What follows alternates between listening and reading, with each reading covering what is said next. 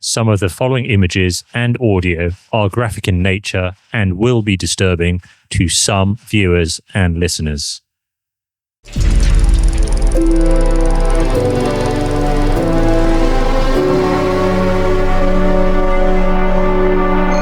Welcome to the VIA podcast, the 4,000-kilometre ultra-cycling challenge across Europe where community meets competition. Here we talk about the fascinating people and their stories behind the event. I'm Ian, the founder and main organiser of VIA. I'm Pete Alfano. I'm a steel frame builder, bike fitter and ultra race mechanic who drives the Broomwagon at VIA, collecting broken bikes and broken riders and getting them back on the road. Indeed you are. Today we're talking to our guest, our special guest, Chris Thomas, a former VIA rider of Chapter 1. Chris was one of our more relaxed riders at the start of Chapter 1. You met him, didn't you, Pete?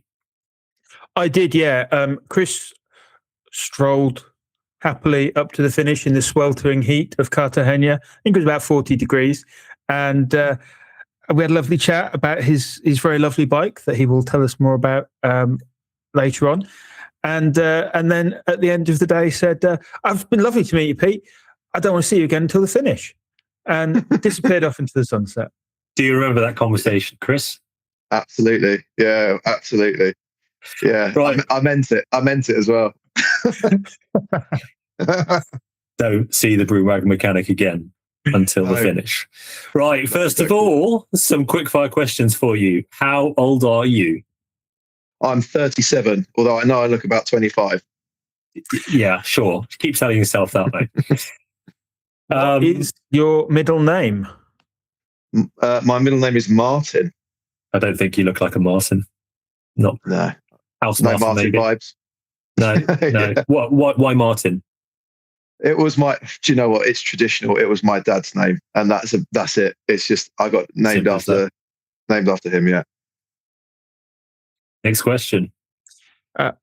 Where are you now? Where are you talking to us from? A very swanky chair, I think. This is my old man chair.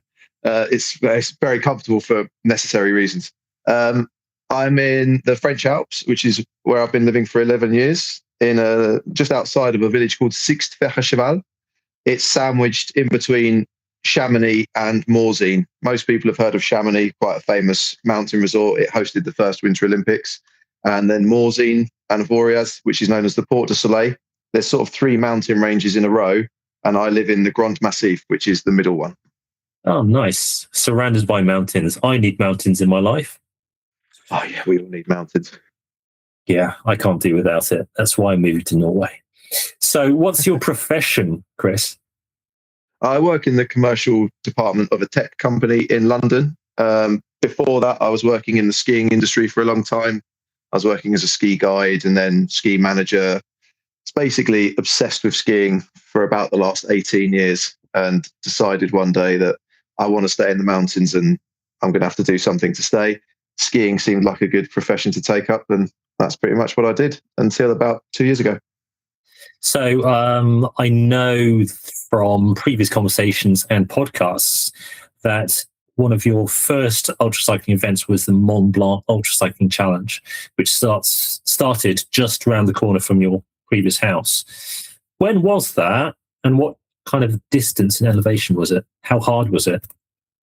Yeah, the Tour de Mont Blanc bike race, it's 330 kilometers, and then they basically do an Everesting. So it's about 8,800 meters, something like that. You start at 5 o'clock in the morning and you basically have to finish by midnight. That's the kind of cutoff. So they give you about 19 hours to get round. And it was doing that competitively, doing all the training for it, that I kind of got a bit of a taste for the sort of slightly longer distance, more difficult races there. You start in the dark and finish in the dark. And yeah, I quite enjoyed it. Thought, yeah, I can do this. And I'd done long distance bike packing tours previously. So when the ultra cycling scene came around, I thought, well, I can combine long tours and essentially travel, but do it very, very quickly. What is it? It's called flash packing, I think, as well, where you kind of do long distances quickly. And yeah, got into it really through that. So how did you, where did you start your touring days traveling from and to? When I left university, a couple of friends and I decided to. Well, we wanted to do interrailing through Europe, but we decided not to take any trains. So we left London. Yeah, we left London with our bikes with a basic plan of where we wanted to go. And we ended up starting in London, finishing it in Istanbul. We did 14 countries, 10 capital cities. And we covered massive distances and really, really enjoyed it.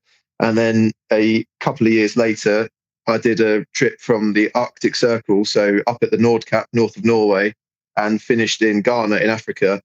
And that sowed the seed for me. It's like, okay, you can do really massive distances quite quickly. And then when competitive ultracycling came around, I thought I'll give that a go.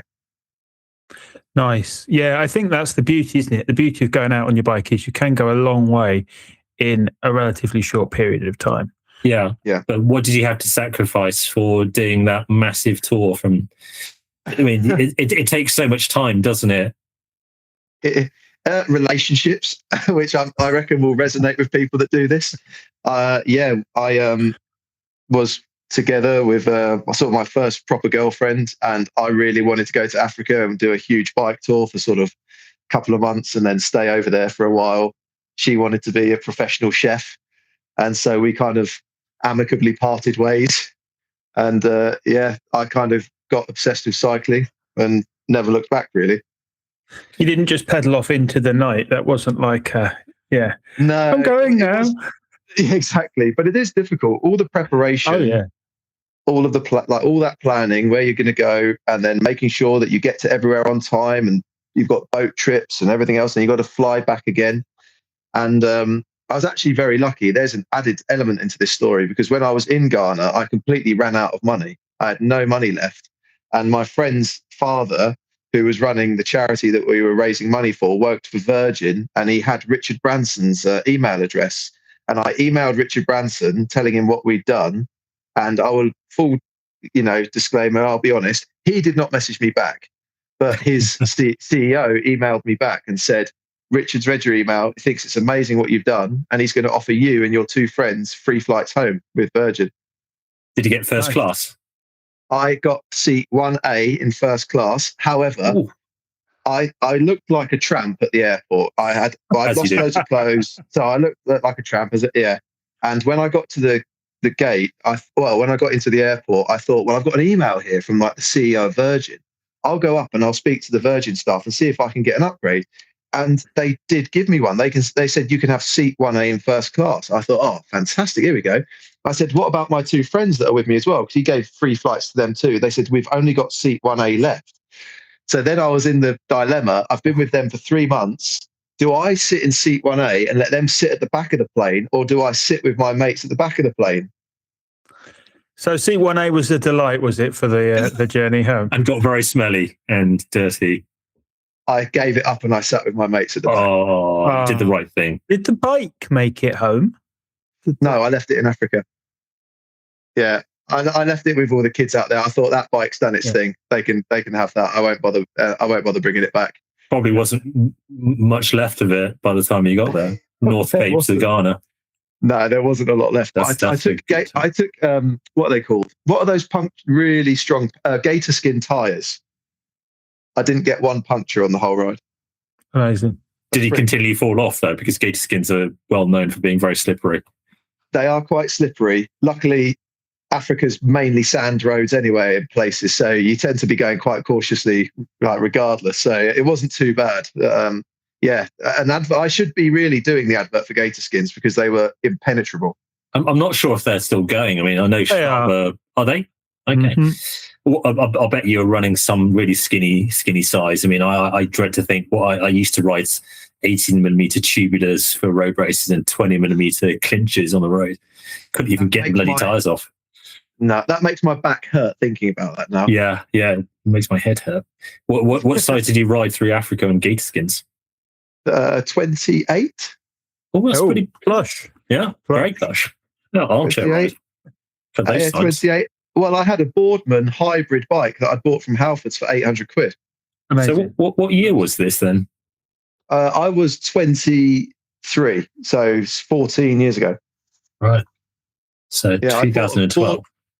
Yeah, 2012-13, I think it was. I bought a Boardman bike from Halfords when I was at university. That bike I did London to Istanbul on. It didn't even have curved handlebars. It had straight handlebars. And I then took it on the next trip to Africa. And like you said, like by the time I got to Africa, I was like, that bike's done. That could stay here. Running the same cassette as it had them when you picked it up from Halfords. Well, when we were going through Morocco, basically there was loads of like wind and sandstorms and stuff as you go down that Western Sahara, and all the gears sort of the mechanism for changing gear seized up. So I just cable tied it into one gear, and that's all I had for the rest of the ride. And that was it. Brilliant. Well, you need solutions like that to get yourself through both tours and ultra cycling races. Exactly. You've got to find solutions. Yeah, absolutely. We're problem solvers as ultra cyclists. So, what do you reckon is your biggest ultra cycling success? Biggest? There's two. I think that the very first ultra cycling race that I took part in, which was the Transcontinental in 2018. Obviously, I'd never done anything like that before over that distance and had no idea whether I would be able to complete it. I remember friends of mine that I was working with at the time were taking bets on when I'd give up in the office, which was charming. Yeah. I don't think any of them had me making it to the end. But basically making it to the end of that race. I think I finished in about 18th place, and just remember getting to the end elated and thinking like, that's incredible. I can't believe I've done that.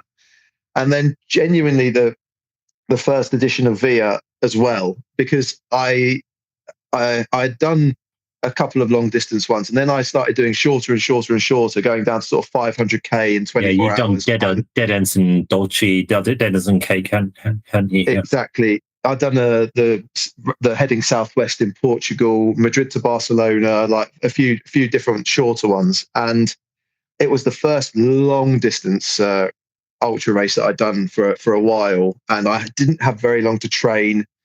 And I just remember it was the first one of these ultras where I thought, I actually don't know if I can finish this one. I remember getting to Lebezi and thinking, which was the first refuge, the first refuge, and sitting there and speaking with you, and I was extremely sore, very, very uncomfortable, and thinking like, I don't know if I can do this one. This is really, really quite challenging. And I remember you saying competes and plasters and competes. So I ended up getting so many compete plasters. I must have gone through 100 plasters to get to the end of that race on my elbows, on my. Let's not go into details. They were everywhere. Thank you for all of your advice. Essentially, it was compete for the win. Everybody got the same advice. Yeah, everyone's got the same. Compete. That conversation that we had at Lebezi was probably one of the most memorable ones. You weren't the first or only rider to ask me about or talk to me about scratching and ask me for advice.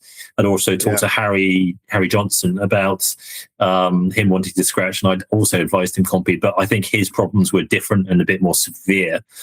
Yeah. Yours were minor by comparison. Oh, really? And I just thought you were being a bit of a wuss, and you just needed some. Yeah.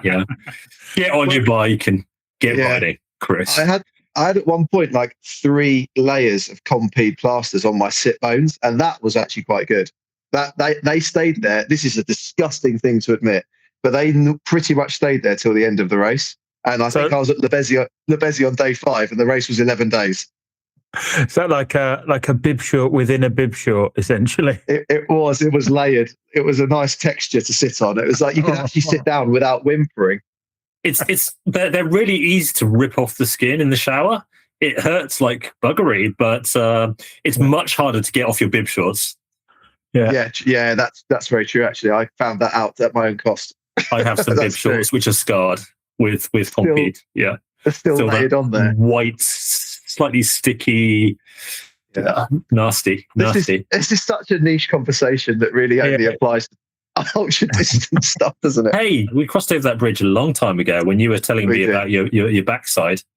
We'll be putting a warning at the start of the episode for sensitive ears. Language, not for language, just for content. No, just for content. Yeah. Just purely for content. I love this as well. I remember sitting in Lebesi chatting with you, and for some reason I'd got it into my head that you were a doctor, Ian. Do you remember that? Oh yes, you did ask me, yeah, and I was like, I don't know why you think that. Maybe it's just the air I have. It's the air of respectfulness. Yeah, it was the advice. The advice was coming across with such a lot of knowledge. I was like, he must be a doctor or something. No, just a fellow ultracyclist. I mean, to date, I've done 17 ultras, and I've had my share of saddle sores and sore backside. So yeah. It's just experience. Yeah. I remember that conversation very well. How did you originally find out about VIA then? What drew you to come to VIA? There's a couple of things. I mean, I saw it through Instagram. Lots of, the ultra cycling community is quite niche, and a lot of us, we all add each other on Instagram, and you start seeing posts getting lots of likes and getting lots of comments, and something keeps popping up in your reels or in your timeline. And this VIA race kept popping up, VIA, and in the ultra cycling one, I was like, right, okay, let's have a little look at that. And then I saw some of the videos for it. I thought that looks pretty cool. I saw that it was linked to Hannibal, and I love history, and that it was going to basically follow his route through the Alps. I live in the Alps. I thought, well, I can take a train to the start, and I can pretty much take a train home again. I'm getting a bit older now, and I don't mind saying I like a bit more comfort. And it was going through Spain, France, Italy, and could have argued possibly Switzerland, but in the end, it didn't go to Switzerland. I was like, I'll find food, I'll find accommodation. The roads will be relatively good, And I thought, yeah, I think I'll give that one a go. It's long distance, so it's going to be difficult, but it's close to home, and it's following Hannibal's route, so that's pretty exciting. And then friends of mine were getting in touch, and have you seen this race? I thought, okay, let's give this one a go. This looks cool. You say it goes close to home, and we know about your first ultra cycling event, but how did you end up in France? You travelled very widely after university, as you said. You toured all the way from North Cape to Ghana. Why France? I did my first ski season in Switzerland, and then I did another one in Austria, another one in Switzerland, and then I ended up being offered a job in a French resort called Samoin. And I came over here, and I thought, God, this place is a bit dull compared to where I'd been. Because I'd been to really vibrant, very, very touristy resorts before this. But the more time I spent here, this place just grew on me so much. I enjoyed that it was more like a French village, and I enjoyed that there was work opportunities, and that you still had a ski resort attached. It's only an hour to Geneva. And in the end, I thought I could actually live here, like permanently live here, not just come for 6 or 7 months and go back again. And then I got a really good job with a nice international transport company. And 11 years later, I'm still here. Nice. Yeah. Sounds like living the dream, to be honest. It's, mountains, snow, decent view of a lake. Yeah, loads of cycling. Hey, can you tell us about your VIA bike, which I believe originated from the same area? So same town as Samoin. I've got a friend over here who I met called Alex Paralysed, and he builds bikes. The bikes are called Selwyn, and he builds them all from steel. And so he sells and he wins, or he sells and you win. Everybody wins. Everybody wins. We all win. Everybody wins. Everyone wins. Sorry, go on. Yeah. And he said he had a pop-up shop in town one day, and I went in and had a look around, and all of the bikes were mountain bikes. And I was like, I wonder if he'd make a road bike. And so I asked him, do you do road bikes as well? And at that point he said, well, turn around. And in the window was a fully custom made, beautiful steel road bike that he had built himself. And at that point I asked him, can you do everything bespoke, geometry, like size of gaps for wheels so I can get bigger and smaller tires, aerodynamics, like what about handlebar setups, widths? He said we can do everything bespoke all the way down to the paint job. And then I asked him, okay, can you put little details on it, like show him the VIA logo? Can you print that and put that on? Yes. What about VIA in the name? Can you get that on there? He's like, yeah. And he did everything for me, had it all brushed steel. Then we did a paint job, but we didn't paint over the logo. And so I had a fully custom, beautiful steel bike with quite relaxed geometry. Like I said, a bit older, need a bit more comfort in my life for these races so I can make it to the end these days. And it was just beautiful, and it's hanging on my wall in the next room as almost like a piece of artwork. Well, there's a question later as to whether or not that's going to see VIA or not, or another ultracycling event, but we'll come to that later. Before I derail the entire podcast by quizzing you about the geometry of your custom bike and what tube set it's made from. Total nerd out, yeah. Yeah. Group set choices, tyres, yeah. We can do the whole lot. But no, we'll stick to talking about VIA. And how did it go, Chapter 1? What was your best experience and what was your worst? I guess they're probably where we'd start. Oh man, loads of good experiences and funny experiences as well. Even from just the very beginning, I remember the first person I met was Sam Muscat, and the Australian. He was Australian friend, such a character, so big funny, character, so enjoyable to hang out with him. And I remember I got a puncture on arrival into Cartagena, and my sealant was spraying up the wall outside the cafe. And I remember Sam and I basically riding to the bike shop, him saying to me, like, do you think I should have 2 layers of bar tape for my hands? And I was like, yeah, you might as well. And he wrapped up his bars with like 2 layers, so it's super thick and padded, because I don't know whether he wore gloves or not. I don't think he wore gloves. So I was like, you might want to have something for more padding. While I was there, the guy in the shop put a plug in the tyre, cut it off for me, and he said, yeah, it's good. And I asked him, I've got sort of a 4,000-ish kilometre race I've got to do tomorrow. I was like, do you think it will hold? And he went, yeah, it should be fine. And I took it off and rode the whole race, and it held the whole time, and it was perfect. That's great. If he'd gone to Pete, he'd have made it go faster. Yeah. We'd have fixed that on the start line with 20 minutes to go. Oh, I couldn't have done what Eivind did with you and roll up and say, "Oh, could you just maybe fix this before we get going?" Yeah, just put some new rim tape.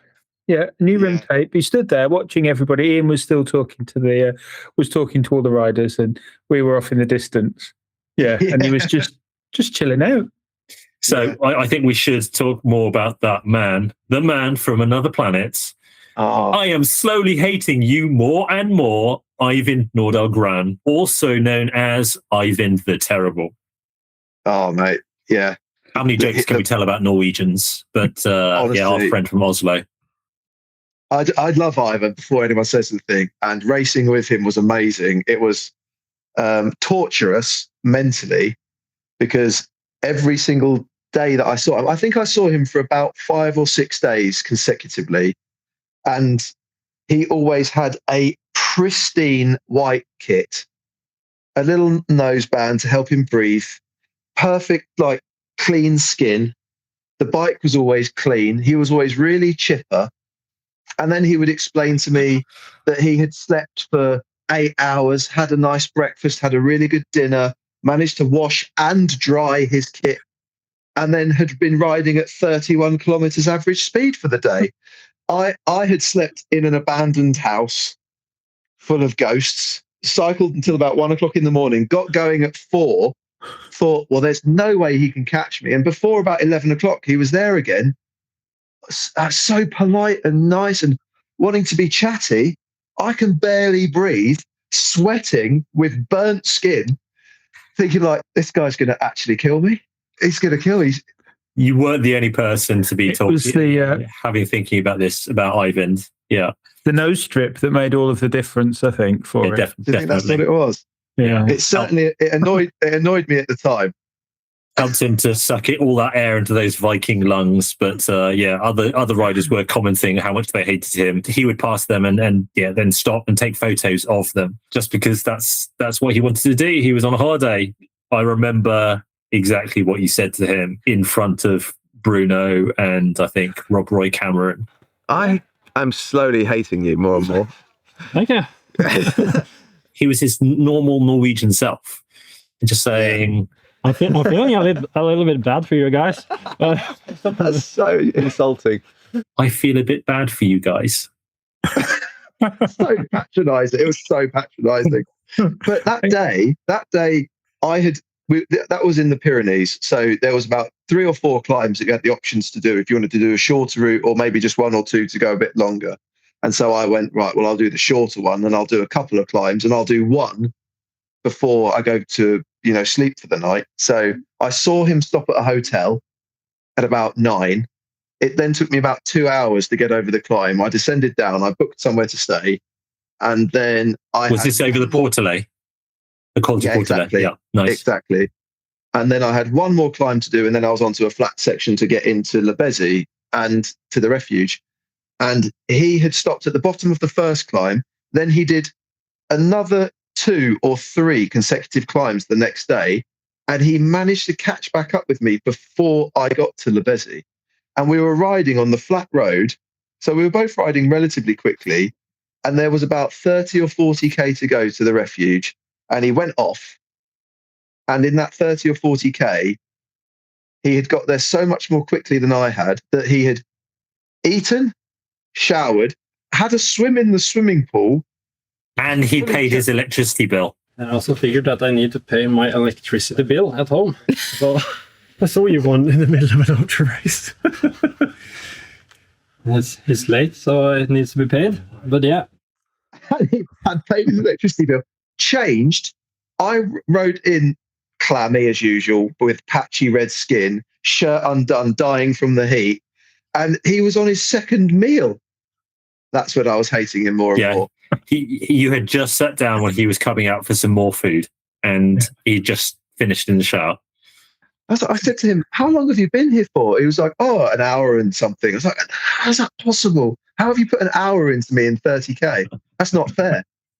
I don't understand why are you finding this so difficult? Yeah, but you did beat him, technically, because he crashed out on the Strada Bianchi near... we don't know Siena. That you didn't push him off. Yeah. Or set a trap for him. Dig a hole in the middle. Like Dastardly and Muttley on the side, something to pull out for him to trip over. That, to be honest, I had to turn myself inside out to get ahead of him. He told me that he stops every day at about 9, has a breakfast in the morning, gets going at sort of 6:30, and that he's on holiday. And I was thinking, oh my God, what kind of a person can do an ultra race for a holiday and look like this? He was skinny. He was watching the Olympics as well. He was watching the Olympics. Yeah. Honestly. But I thought, well, if I ride every day till midnight, 1 o'clock, and get going every day at 4 o'clock in the morning, then eventually he won't be able to claw that time back. And I did that for about 5 days in a row. And by the 5th day, he didn't catch me in the evening. And I was like, finally. And then I just kept doing the same thing day by day. And I was killing myself. I was like, I'm so wrecked. I said to myself, I was like, me and him are having a really, really different experience. It's like, we are having a different race. It's the many faces of ultra cycling. Yeah, exactly. But I loved him. He was great. It was that competition. It's so friendly, the competition, and he was great to compete against. Yeah. But he did also scratch in chapter 2. Yeah. I mean, maybe he doesn't like rain. He prefers heat. I think he does. I mean, there is the classic Norwegian holiday, which is to go to Spain. And, exactly.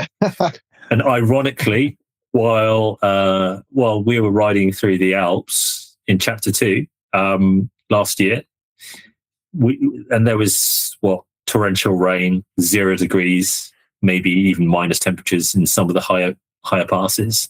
Norway had 30 degrees plus for 10 days. That's unbelievable. The contrast to chapter 1. Chapter 1 was so apocalyptically hot. Yeah, 40 plus every day. Especially the first day. I think the first day, on my computer sitting in the sun, it hit over 50. I think the actual temperature was 44 to 45, but there was a crazy headwind. And I think I spoke to you about this before, that there was a Honda Repsol garage with about 12 riders in it, scattered on the floor. The poor guy working in there must not have known what was going on. What was going on there was aircon, I think, and ice, ice and water cubes, and people buying packets of women's tights, which seems like a strange thing to say, but they were filling them with ice cubes and putting one leg down their back and one leg down their chest and riding all day with just ice slowly melting all over them because it was that hot.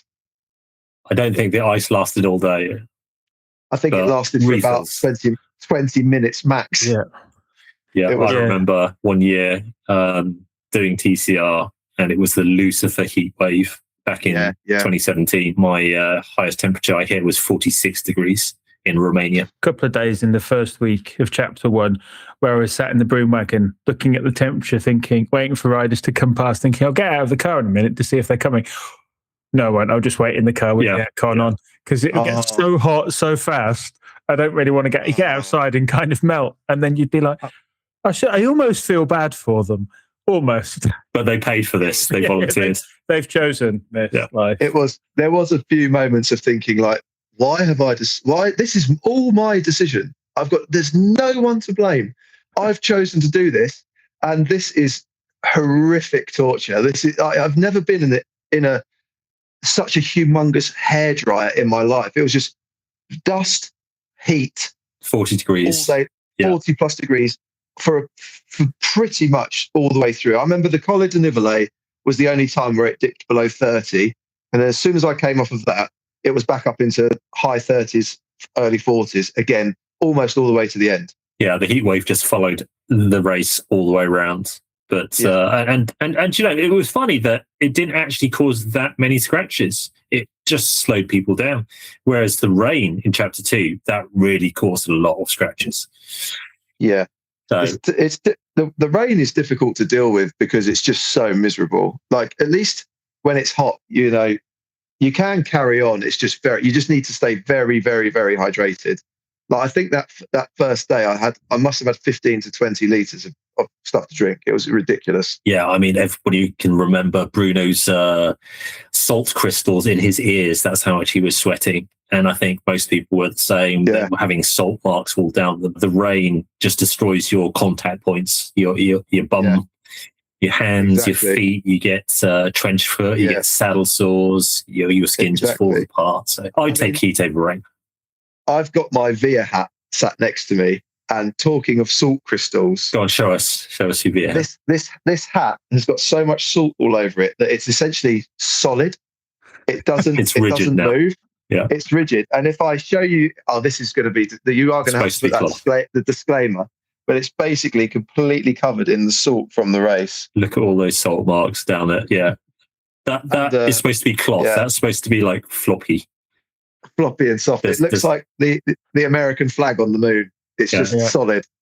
Eivind's coming back to chapter 3 to try again. What do you think about how he'll do?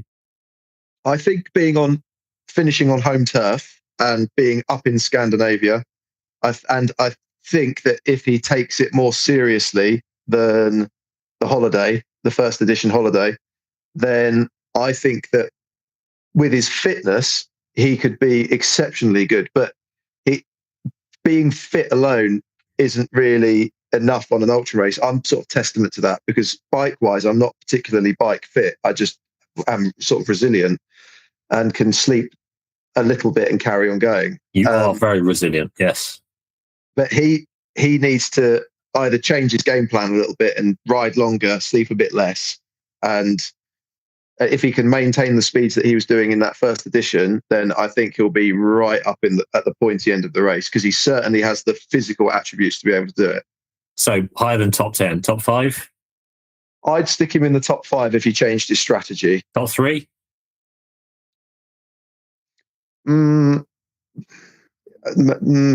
Possibly. We do have a very hot top 3. So the top 3 I called last year was Bruno, Adam, Lucas, and all the other guys in the top 10. Yeah. Solid if nothing top 10 goes, guys. It's hard to argue with that top 3 if nothing goes wrong for anyone. Like, I would say that would probably be similar again, because those guys are so strong. Bruno and Adam and Lucas are really like high level. But they are no fitter than Eivind is. No fitter. He is an animal. Like, it's crazy how fit that guy is. Change strategy, sleep less.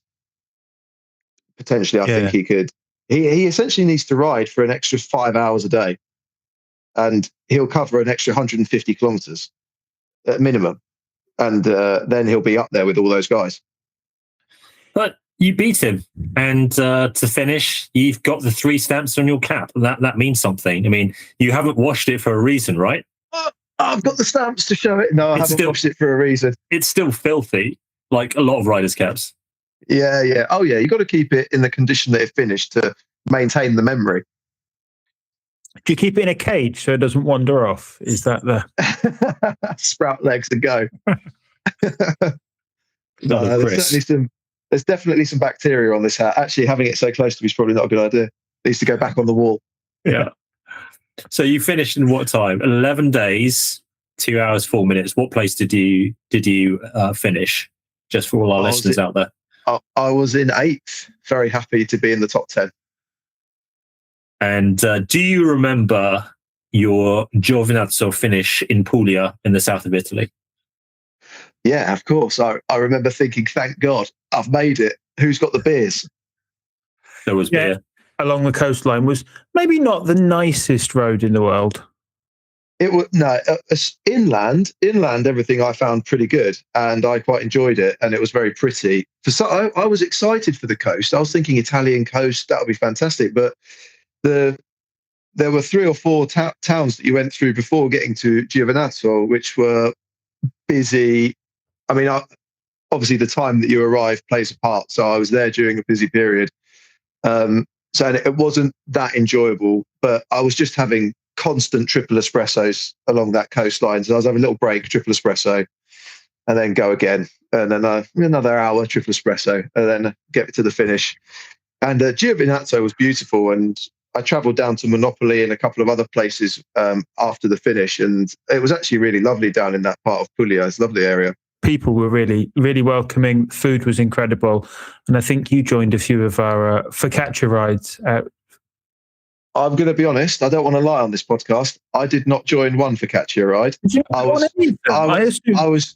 I was drunk for about 4 days, and the focaccia just kept arriving. And I was sitting there welcoming riders in, drinking beers, and focaccia kept coming. It was absolutely fantastic, and I was happy to help everyone get rid of it and contribute. But I wasn't getting back on that. But once that had finished, and I peeled off my 74 layers of Compeed plasters, I wasn't getting back on a bicycle for a while.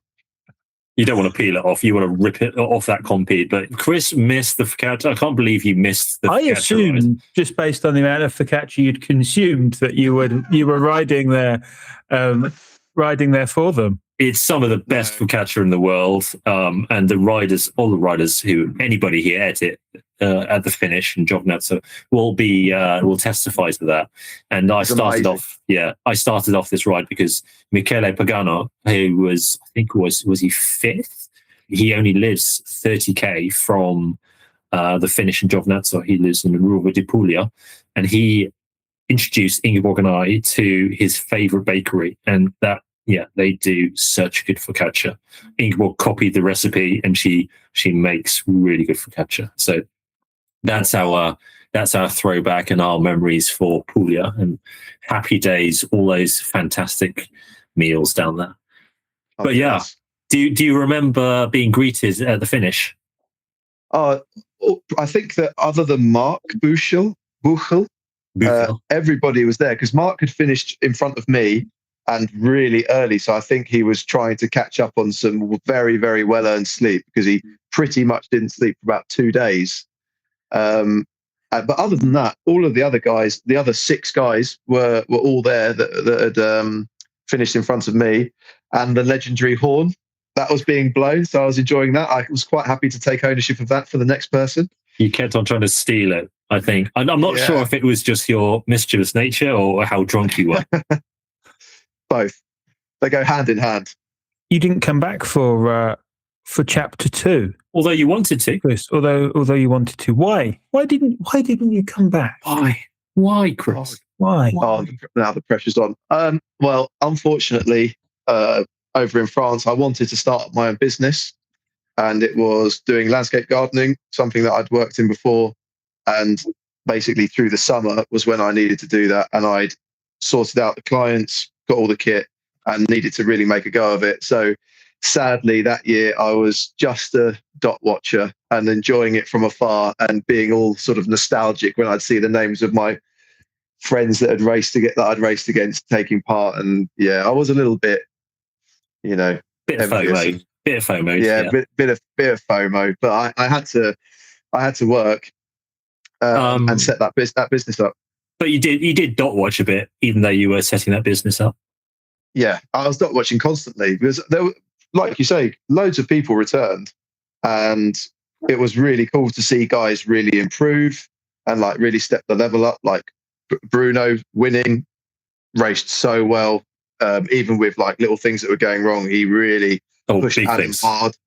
Yeah, exactly. Big things that went wrong for him, and to do that well was incredible. He raced so well, and then to see Sam Muscat really do well, he improved a lot, and yeah, it was really nice to see some of those same names that I'd been racing against. Yeah, Sam came back from Chapter 1, all the way from Australia. I mean, he's super enthusiastic, came back to race even harder. He was a rookie in Chapter 1. I think he came 12th, and he decided to do even better for Chapter 2, and he did substantially. And then now he's coming back for Chapter 3. I think he even wants to move to Europe. So, but we'll see how that one works out with work and partner and family and all that. Yeah, I mean, he was here for so long after the end of Chapter 2 that I genuinely didn't think he was going to go home. He went on his bike packing tour with Mark and Bruno. They had some lovely adventures. And Chapter 1, he made a massive trip going all the way down to Sicily and Malta, maybe Malta as well. I think so. He kept on crossing paths, I think, with Bruno going down towards Sicily. But I think when you come all the way over from Australia and then you complete a race in 11, 12, 13 days, whatever it was, you're not going to go straight back again. You're going to stay around for another few weeks, aren't you, to enjoy Europe? And I think that probably is what gave him a bit of a taste for it. I don't actually know if he'd been over to Europe before. Maybe yes, maybe no. But I'm sure going off and doing a nice bike tour, going to beautiful places like Sicily, he must have been thinking, "Oh, I could get used to this." And he certainly looks like he means business this year from his Instagram stories. Yeah. I mean, I know you're following the social media, but watching the Chapter 2 film, how did that make you feel? Because Adam Bialek, he said that, as a winner returning to Giovinazzo, the finish of Chapter 1 becoming the start of Chapter 2 last year, he said it that they're like coming home.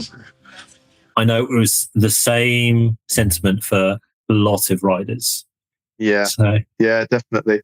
It was it was a bit nostalgic to see so many familiar faces and not be involved. So I was a bit jealous, and I enjoyed dot watching it. And the film, my thought was how different the weather could be, and it was so unbelievably wet.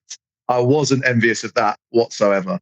So the contrast of running the race at the same time, but 1 year later, going from 40-odd degree heat nearly every single day to torrential rain, 0 degrees. Zero, yeah. We really wanted you to come back to Chapter 2, and we understood why you couldn't. We wanted you to come back to Chapter 3 at some point after Chapter 2. I got in touch with you. I think I was the one who started emailing you, or maybe I called you or sent you voice notes or something like that. I just wanted to know how you were and whether or not you could come back, and you wanted to come back. I was pretty sure you wanted to come back. I think I said something along the lines of, I would love to come back, but I'm currently in hospital. And then we I was like, oh my goodness, what's happened? I think I was like, what the hell's happened to you? Yeah, well, so I'm not just a cyclist. I do lots of other sports as well. I love to ski. I love to ride bikes, do rock climbing and swim and everything else. But I do a lot of paragliding, which is something that there's quite a few people taking part in the Alps. And I started in 2020. And for anyone that doesn't know, paragliding is basically when you have what looks like a very big, long parachute, and you open it up on the mountain, you take off, you fly off, you get into a harness, and then you use thermals to fly all over the mountains. And sometimes you can cover hundreds and hundreds of kilometers and fly almost all day if the weather is good enough.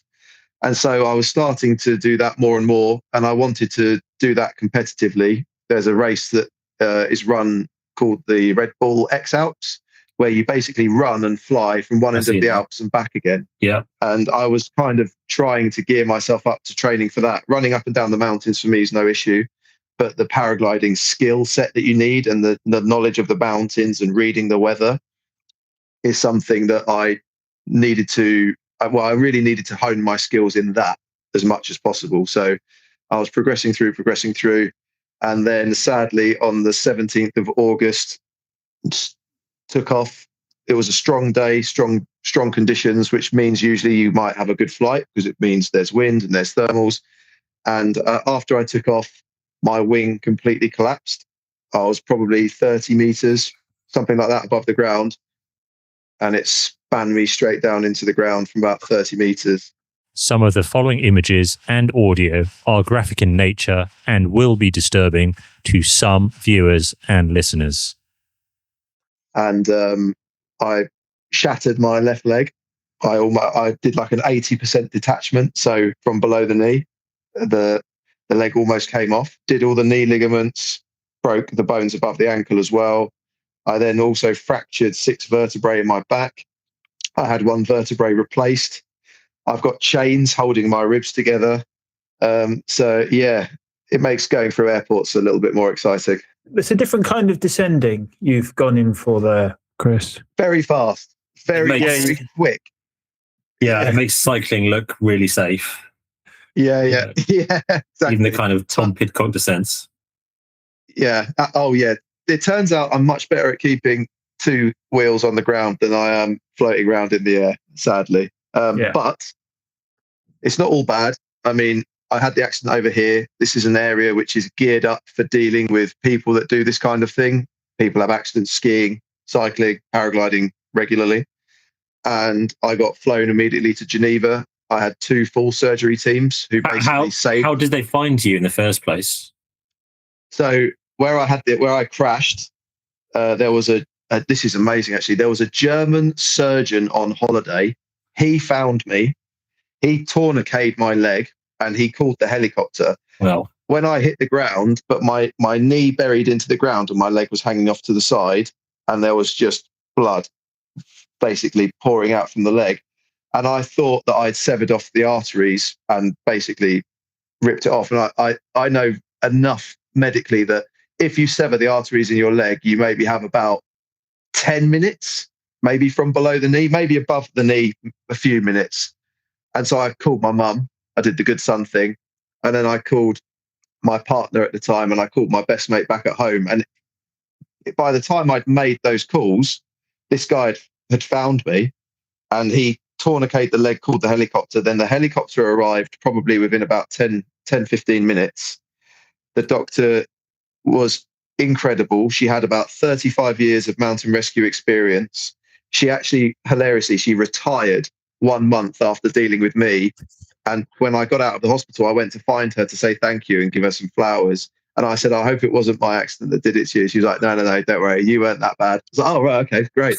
You weren't that bad. You weren't that bad.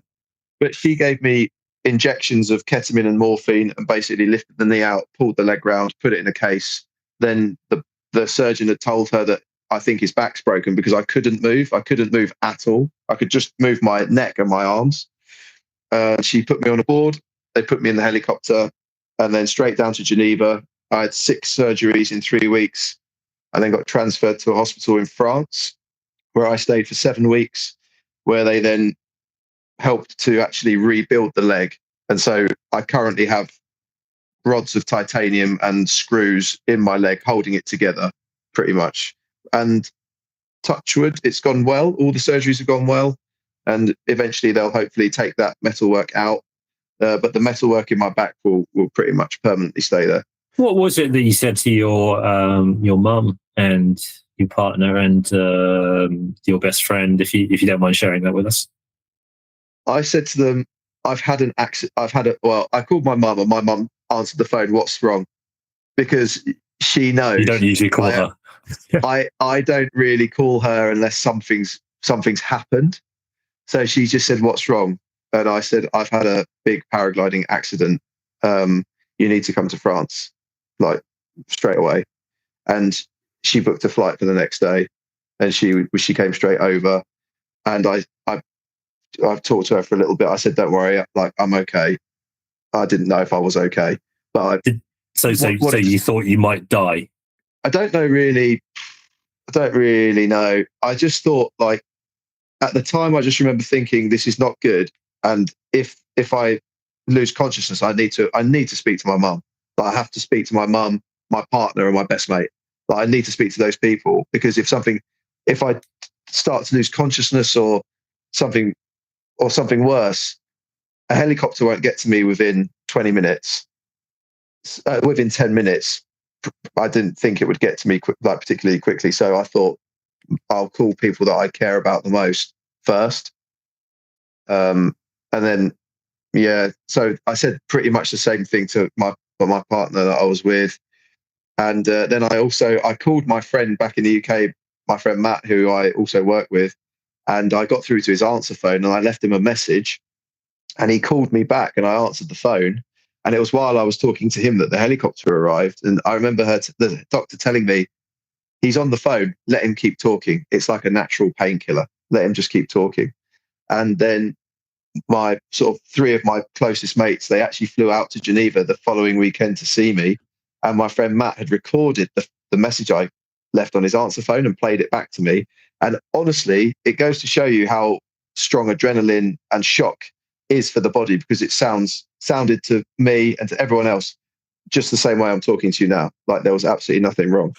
Have you kept that conversation? Have you kept that recording? Yeah. I've got that recording, yeah. Do you remember the accident?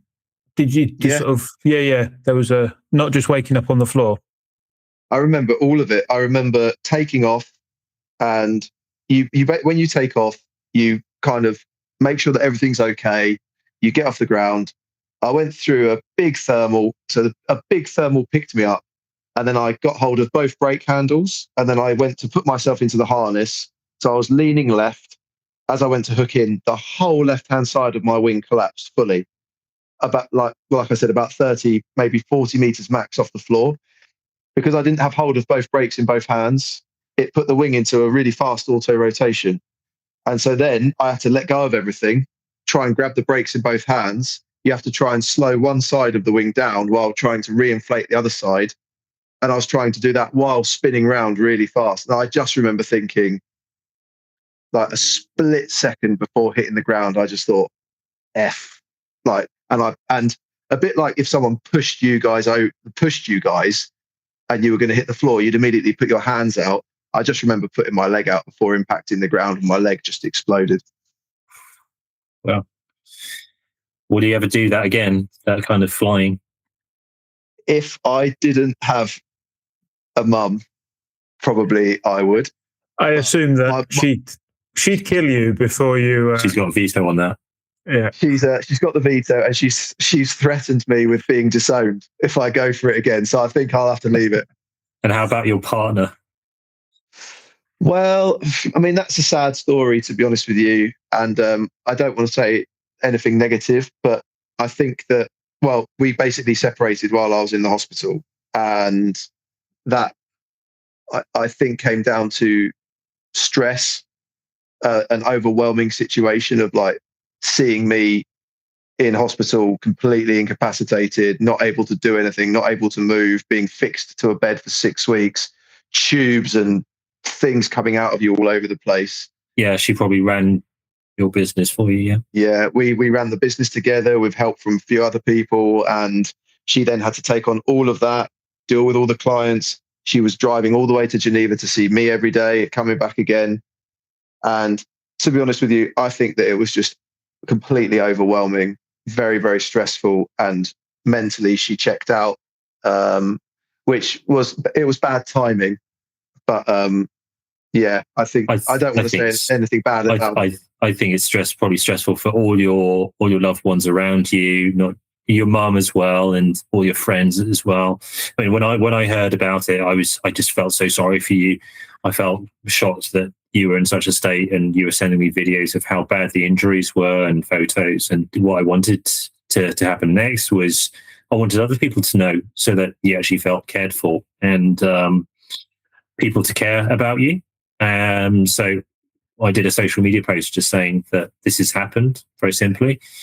And I wanted people to get in touch with you. So did people get in touch with you? It worked. I think I spent the next 2 or 3 days just replying to messages.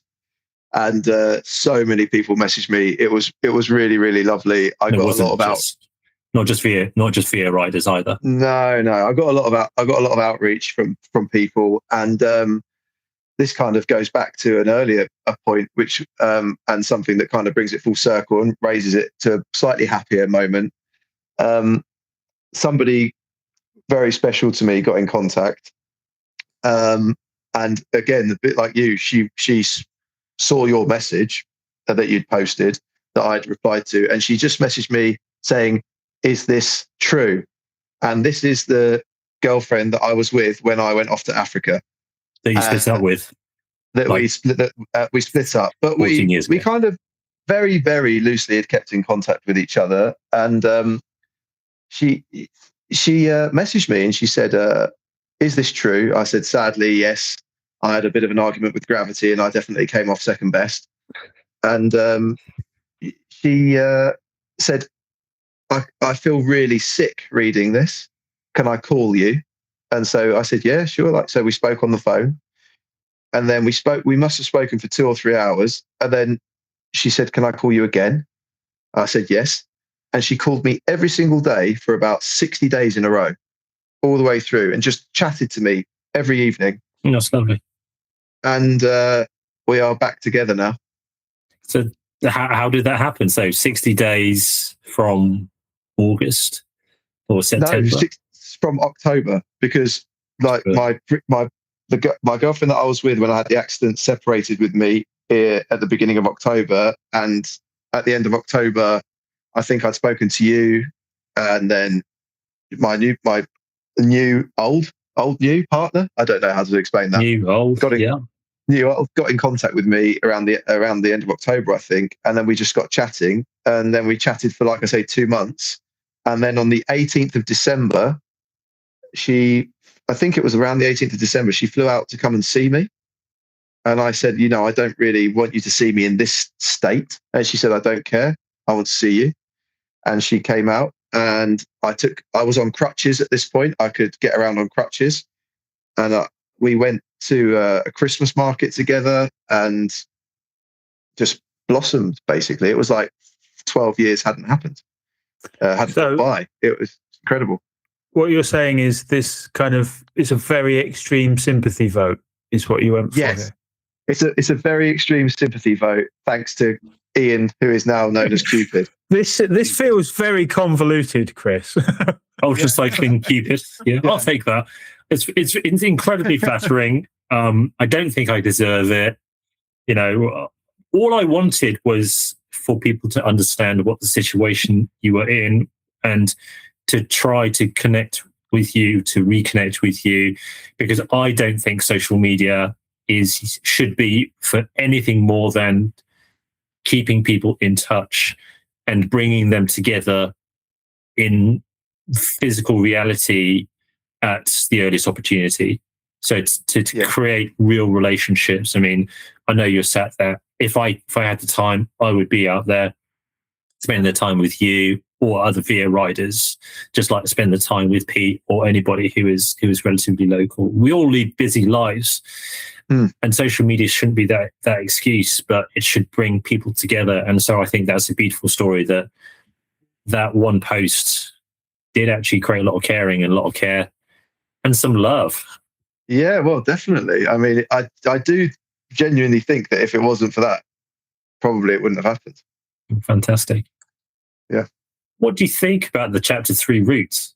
I know you've looked at it. I do. I love Scandinavia. I do really like Scandinavia. I think that Denmark, Sweden, and Norway are amazing countries. And I've done a fair bit of cycling through Sweden and Denmark before, not as much in Norway. So I'm very happy that the finish line is going to be in Norway on that coastline. I think it's going to be beautiful, even if it rains. I think that people will still love it. I think that Norway's got a bit of a mystique about it and a really raw beauty. And I think the riders are going to love finishing up there. Are there any places that really you think would be on people's bucket lists that you envy them?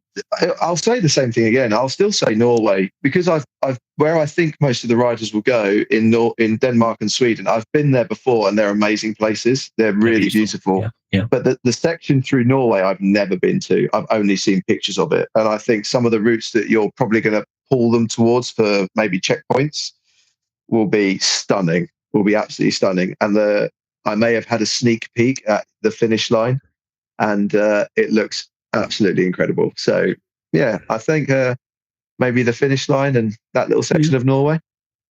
So will we maybe see you at chapter 3 in some Not form? to ride, I guess. Maybe not riding. No, sadly not to ride. I don't even know whether I will. I mean, I have been able to ride a bike for about an hour, but not outside. You never know. You may well see me make an appearance at the finish line. Just to go back to that point, is that like are you on Zwift already? Is that are we? I wish. No, Racing. I wish. Oh, I wish. Ultra cycling on Zwift. There's an amazing rehabilitation hospital which I go to 5 days a week, and there's a gym in there with gym instructors, and then there's a physio room with more machines, and they have three static bikes in the gym, and so I use one of those twice a week, and I'm able to do about an hour and 20 on that, and I can do, this is embarrassing, I can do about 210 watts for about 10 minutes before I'm absolutely pouring with sweat. But it's because I'm essentially just using one leg. So I'm putting it out there that I've got about 400 watts of power between, if I had two. We would all like you to come back, and we have had a conversation, you and I, about whether or not you can manage to finish. So that is on the books. Yeah, I would like to. If I can, I've mentioned to you before, I actually started back at work today, and it was probably not the best time to ask for holiday, the first day back. But if I can clear the calendar and get a week at the beginning of August, then I will be there. That will be fantastic, that you'll be back in the community amongst all those riders who've ridden not just chapter 1, but also chapter 2. Yeah. Some will be doing the trilogy, like Eivind, like both Bruno, Adam and Lucas, and Yair and all the other guys as well. What are your goals for this year? And do you think you'll ever ride another ultra cycling event? I mean, my goals are quite simple compared to most people. Walk normally again, because I walk with essentially a limp at the moment. Basically recover myself and rebuild myself back up to a level similar to what I was before. I want to put on a pair of skis again, which might seem crazy to people, but I absolutely love skiing. And speaking with my surgeon, he said that it's not impossible, but it's going to take a long time. And the bones in my leg are still not fully consolidated. They haven't reattached properly, and it's been 7 months now. So I want those to reattach. So they are my goals. And I still have to have 2 more surgeries, one to take all the metalwork out and another one to rebuild the knee. So goals are really recovery, getting back into, and I want to kind of get back to work again properly. They're very simple, to be honest with you. There's nothing major no major life goal. But your question, do I think I will ever ride an ultra cycling race again? I'm going to say yes. I choose to believe, naively or not, that I will get myself back to a point where I could do it. Do you think, Chris, that your ultra cycling experience and that kind of, we talked at the beginning about that mindset when you're in an ultra race, do you think that will help?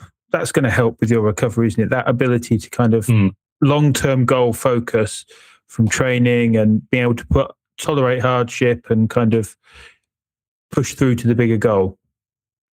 100%, like 100%. You have to learn resilience, and you just don't give up. I mean, it's okay. I think Kobe Bryant, the basketball player, had the saying, "It's okay to fail, but it's not okay not to try." Yeah. So you have to apply yourself. I just apply myself every day as best I can to make this recovery as quick as possible.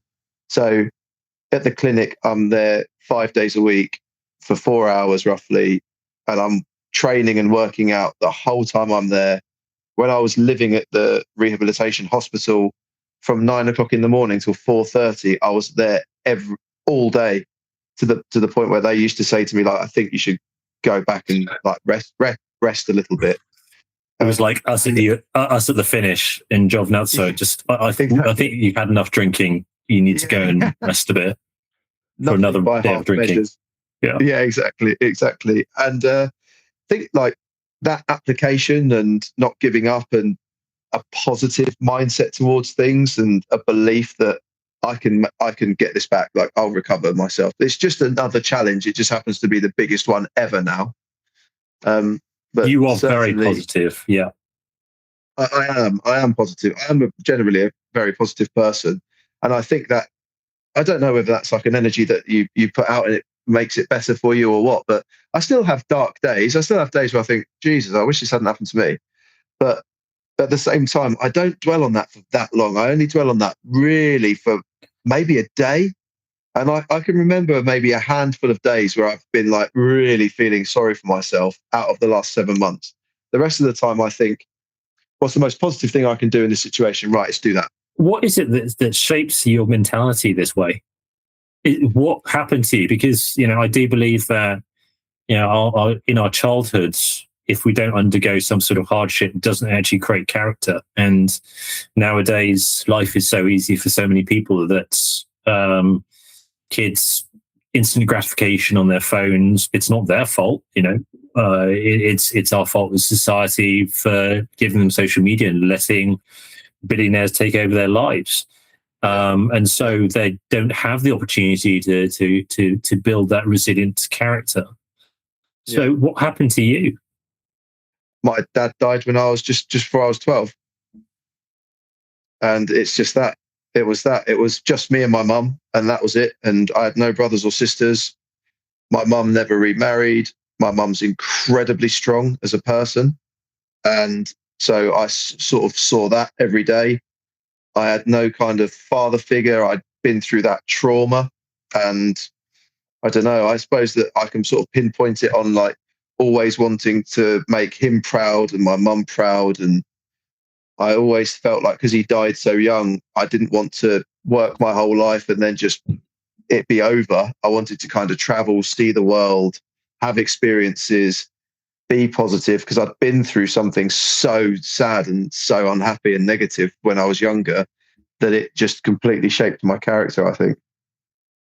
I think that's a massive trauma that you overcame. And I can see why your mum would never want you to do more flying ever again. She doesn't want to lose you. No. Neither do we. I think your dad would be very proud of you when he looks at you. Yeah, I hope so. But my mum's amazing though, because she also knows that like she'll never be able to change that my personality. She knows this is my kind of core personality, that I like doing like adventurous things and traveling all over the world. And my mum consistently was like, "Are you sure you want to do that?" And I was like, "Yeah." She's like, "Oh, all right then." And she kind of gets my personality. And I've been doing kind of small mad things for a long time, but this was the biggest accident that I've ever had, and the worst one. So she's kind of put her foot down on this one, and I respect it. Well, I think big respect to your mum, and it sounds like she's a very worthy role model and a great parent. And I think a lot of people could learn from her in allowing and encouraging their children to do amazing things like you have. We'd just like to thank you for this amazing talk. We've learned so much about you. I hope the listeners have really enjoyed just a little bit of your story. We get so little time to spend with you during the race, before and after, but it's been great to catch up with you in the times in between chapter 1 and now, and today's talk. So thank you so much for your time. Thank you, guys. It's been really nice to speak with you both, and thank you for all the support over the last few months. It's been really, really cool. I'm really pleased that you reached out to me, so thank you. To all our listeners, I hope you enjoyed this fascinating talk with Chris. We hope to see him at chapter 3. You can email us a question at info@via-race.com, whether you're a rider or a member of the public. And to help support the podcast, please like this episode and give us a follow on Spotify, Instagram, Facebook, YouTube, or visit our website, or do all of them. We're a very small team with a focus on growing the ultracycling community, the VIA community, and furthering the sport of ultracycling. So your support is greatly appreciated. Links are in the notes below. See you next time, and goodbye.